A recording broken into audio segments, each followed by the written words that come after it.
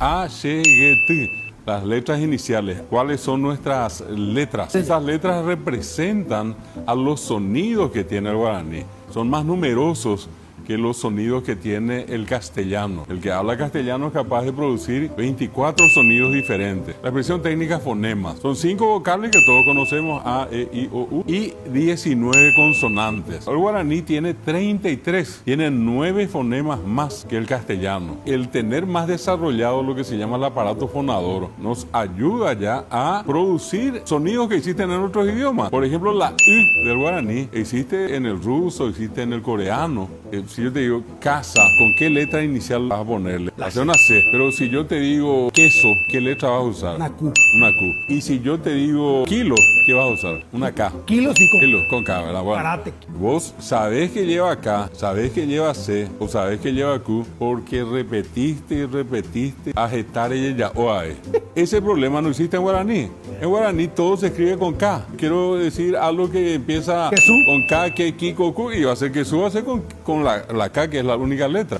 Segundo caso, el caso de la S. Si yo, por ejemplo, te digo zapato, ¿con qué letra inicial vas a poner? Z. Si yo te digo cena. C. Y si yo te digo sapo, Con S. viste que tenés 3 letras Sí, sí. y el sonido sa, se, si. En guaraní solamente existe la S. Sa, se, si, so, su, si. Para va, ve, vi, vo, bu, nosotros tenemos solamente la B corta, no tenemos la B larga. Por ejemplo, vos hablas inglés y te pregunto, ¿cómo se escribe James?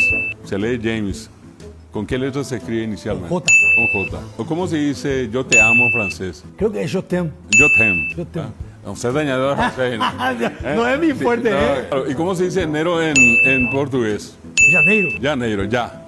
Tenés 3 idiomas donde vos decís ya, o ye, o yi. ¿Y qué letra usás? La J.